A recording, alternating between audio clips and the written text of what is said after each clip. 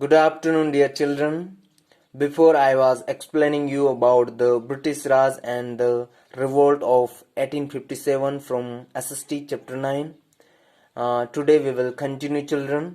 Here I was explaining you when the Nawab of Bengal, Siraj-ud-Dowla, was defeated by the British, or when he was killed by the Robert Clive forces. Then this victory paved the way for the British mastery of Bengal. Paved the way means this victory prepared the way or prepared the path for the British mastery of Bengal, and ultimately helped them in controlling the entire country. Because when they got victory over Nawab of Bengal, then they were trying to control entire country, and because of this victory they become the master of Bengal, because Bengal was in their control now, and the company now become a military power. Before, their main purpose was to trade only, but because now they built forts, and before, the main purpose of the British company was to trade, but when the British built forts and maintained armies to protect their factories, and when they started defeating, or when they started fighting with the small Nawab and kings of the Indian territory, then this company became a military power. After defeating the Nawab of Bengal, Siraj-ud-Dowla, now they fought with Shah Alam at Buxar. He was the Mughal emperor. So in 1764, the British defeated the Mughal emperor Shah Alam at Buxar. Now they fought with Shah Alam. He was the Mughal emperor. They fought with him at Buxar. In 1765, Shah Alam granted the Diwan of Bengal, Bihar and Orissa to the British. And when he was defeated, when Shah Alam at Buxar, when he was defeated, he granted, means he given the Diwan of Bengal, Bihar and Orissa to the British. And in the rest of the country, small kingdoms were fighting among themselves. In the rest of the country, small kingdoms, they were fighting among themselves, and British applied the policy of divide and rule, and they gained more power. When they saw that in India, small kingdom, they were fighting among themselves, then the British, they took advantage of that, and they applied the policy of divide and rule, and they gain more power, or they get more power. Gradually, means slowly, they capture very large parts of India, and slowly, gradually, they gain, or they capture very large parts of India. The Indian kings were kings only for the name. They were only kings for the name. But the real power rested with the British. But the real power taken away by the British people, or by the British.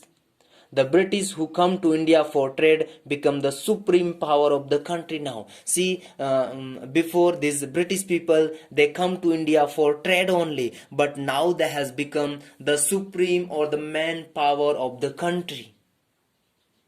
The Indian farmer were the worst affected, and Indian farmers, they were treated very badly, or they were the worst affected. The British compelled the farmer of Bihar to grow indigo. They were the Indian farmers, they were suffering, or their condition were very worst, because the farmers of Bihar, they were forced, or they were compelled to grow indigo, a powder needed for dyeing meal cloths in England.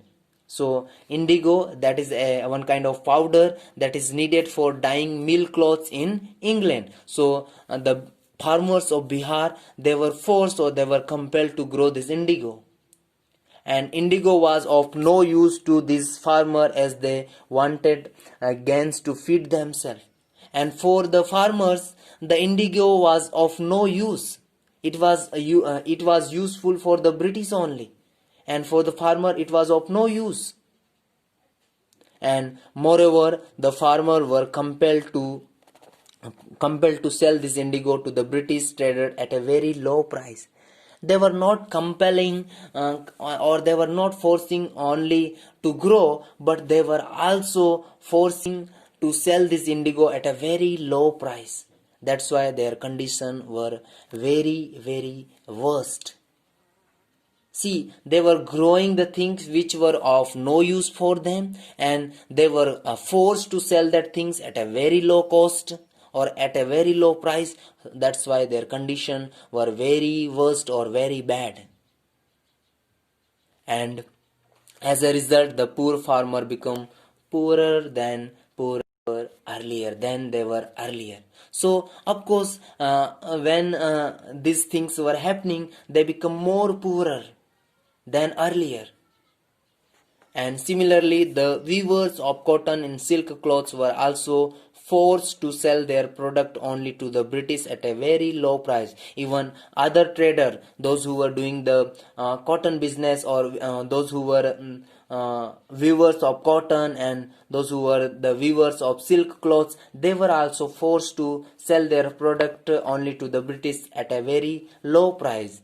And thus the Indian farmer and traders were unhappy with the British rule, and because of this the Indian farmers and the Indian traders, they were unhappy with the British rule. Children, this is very a long chapter. In parts we will study, or we will try to complete it, or you can read yourself also for the better understanding. In our next class we will be studying more about this chapter.